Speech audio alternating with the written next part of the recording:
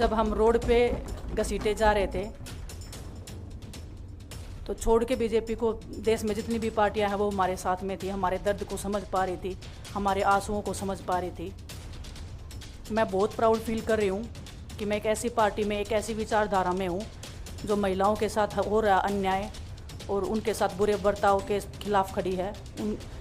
वो लड़ाई लड़ने के तैयार है, सड़क से लेकर संसद तक। और पूरे देश को सोचना चाहिए कि आप किन लोगों को सपोर्ट कर रहे हैं।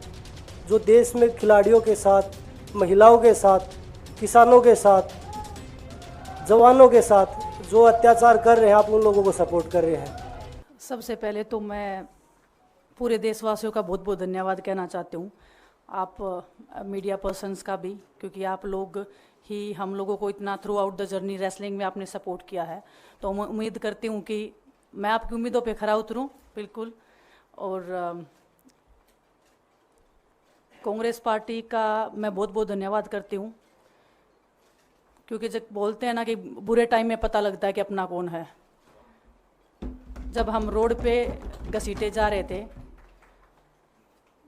तो छोड़ के बीजेपी को देश में जितनी भी पार्टियां हैं वो हमारे साथ में थी, हमारे दर्द को समझ पा रही थी, हमारे आंसुओं को समझ पा रही थी।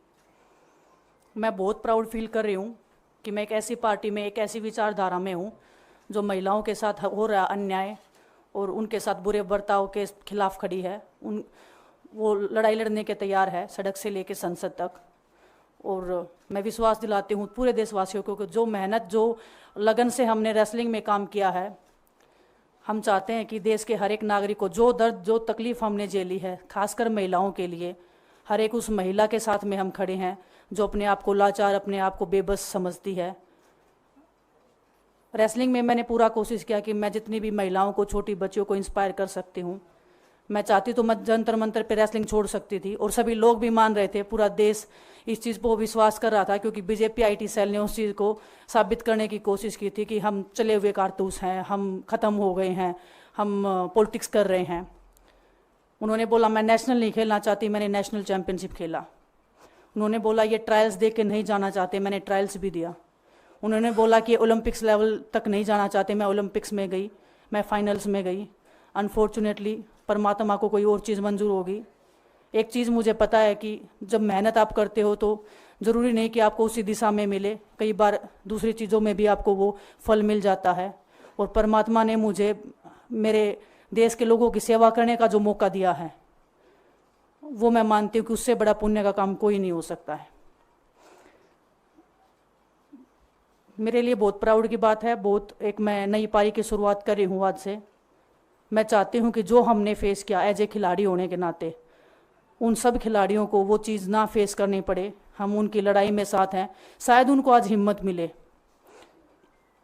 कि जो पार्टियां पावर में रहती हैं शायद वो साथ में नहीं खड़ी हों, लेकिन उनके बहन भाई हैं जो उनके साथ में खड़े हैं। और हमें पता है स्पोर्ट्स में कितना गलत होता आया है, नहीं बोल पाते हैं खिलाड़ी।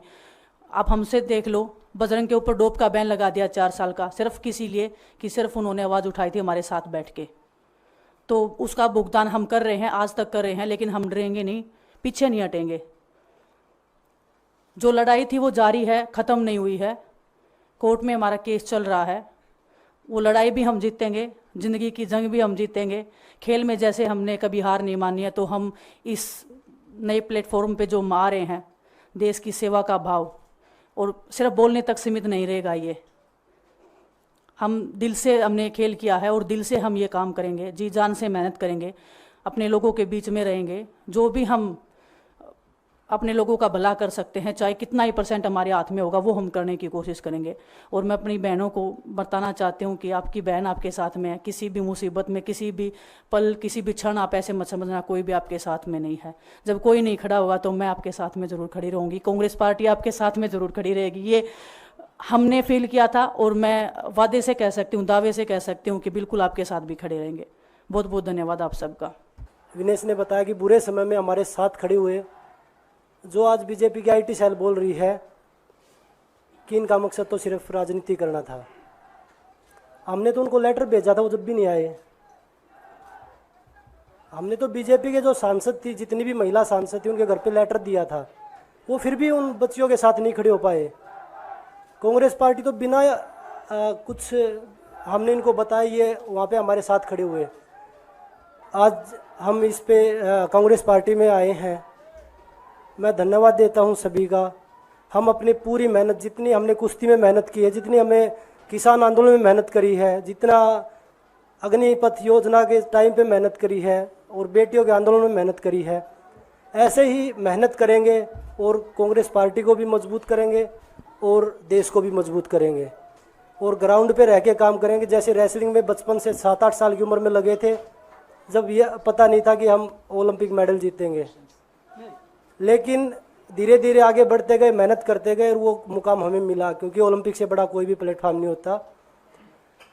और जिस दिन विनेश फाइनल में गई, उस दिन पूरा देश जोश में था, पूरा जश्न हुआ। लेकिन अगले दिन जो घटना हुई, पूरा देश दुखी था। लेकिन कुछ आईटी सेल थी जो पूरा देश में जश्न मना रही थी, तो ये देश के लिए बड़े दुख की बात है। और पूरे देश को सोचना चाहिए कि आप किन लोगों को सपोर्ट कर रहे हैं। जो देश में खिलाड़ियों के साथ, महिलाओं के साथ, किसानों के साथ, जवानों के साथ जो अत्याचार कर रहे हैं, आप उन लोगों को सपोर्ट कर रहे हैं। तो मैं यही बोलूँगा कि हम मिलके मजबूती से लड़ेंगे और जो संघर्ष की लड़ाई, उसमें हम हमेशा कांग्रेस के साथ खड़े रहेंगे। और जो विनेश ने बोला कि हम हर जो महिला, जो बेटियां, देश की बेटियां हैं, जिनके साथ अत्याचार होता है, हम उनकी आवाज़ हमेशा उठाते रहेंगे। सभी का धन्यवाद। आप सब जानते हैं कि जनज्वार का खर्च आपके जनसहयोग की बदौलत चलता है।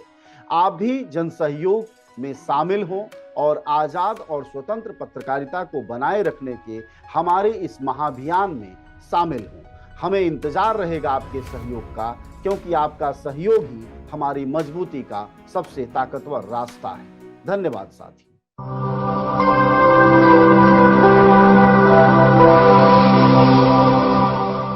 जनज्वार, जनता की मीडिया।